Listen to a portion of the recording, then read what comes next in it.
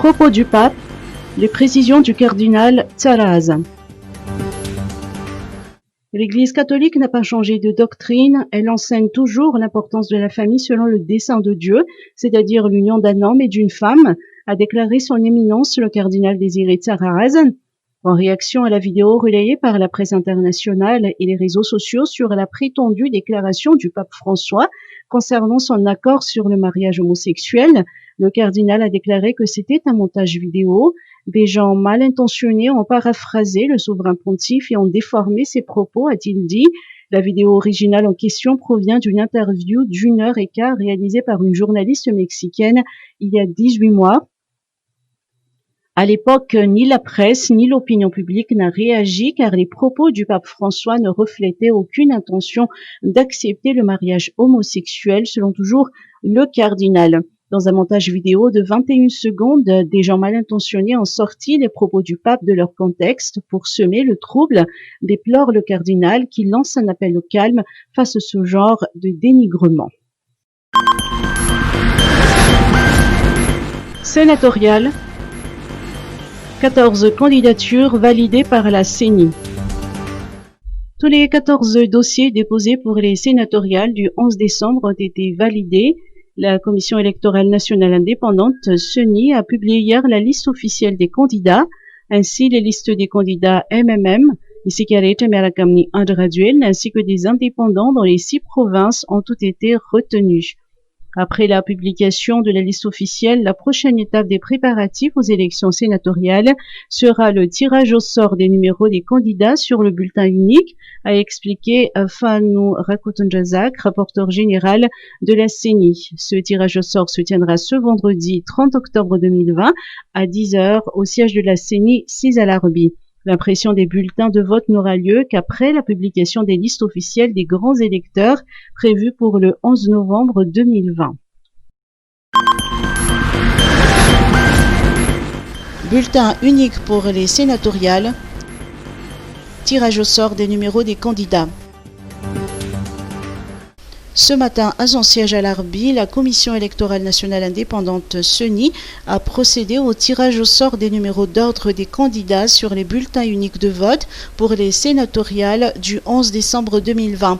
Des représentants du parti MMM, de la plateforme politique Isigare Jamiara Kamniandraduel et des indépendants ont assisté au tirage au sort.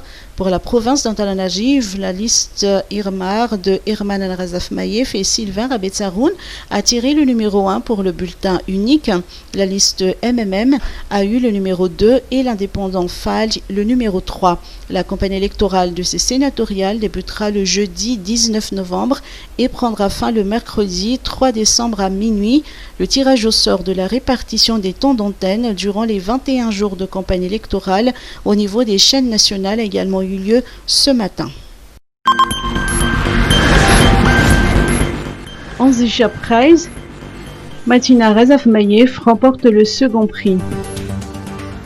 Une fois de plus, une jeune entrepreneur malgache a brillé sur le plan continental.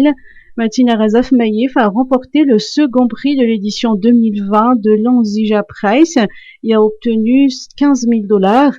Né du partenariat entre l'African Leadership Academy et la Mastercard Foundation, ce prix récompense depuis une décennie les meilleurs jeunes entrepreneurs âgés de 15 à 22 ans d'Afrique.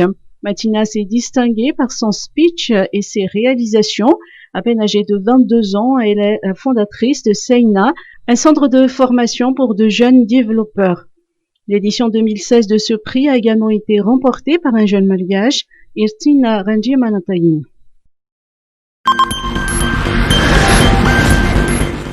Canal+, Hanté, une nouvelle série à partir de lundi. Canal+ ne cesse d'innover pour présenter de nouvelles offres à ses abonnés. Cette fois-ci, ceux qui apprécient les œuvres filmographiques africaines seront gâtés.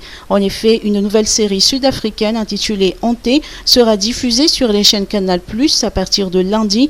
Elle a été présentée hier soir dans la salle de projection de Canal Olympia à Dutapenak. La série est réalisée par Gareth Croker et Fred Wolmarans. Chaque période hantée met en scène un meurtre ou un cas paranormal. Pour le résoudre, l'enquête menée par Will, le personnage principal, et son équipe se déroule avec en toile de fond la quête de Will pour élucider la tragique disparition de sa sœur.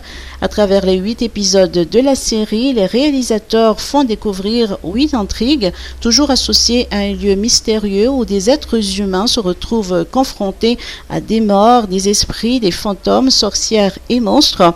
Depuis 2018, Canal+ coproduit des séries sous le label Canal+ Original, qui sont des fictions d'envergure, tant dans le volume des épisodes produits que dans la qualité de production de ces séries. Aujourd'hui, l'ambition de Canal+ est d'accroître la production de séries Canal+ en Afrique pour la porter progressivement à un volume annuel de 10 séries. À Madagascar, Canal+ collabore avec 8 producteurs et 15 séries sont déjà programmées grâce à cette collaboration.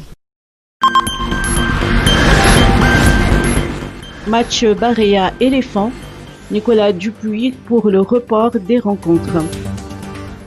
Alors que les éléphants de la Côte d'Ivoire ont obtenu une dérogation spéciale pour leur entrée à Madagascar en dépit de la fermeture des frontières aériennes malgaches, Nicolas Dupuis, le sélectionneur des Barea, sollicite le report des rencontres pour le mois de novembre.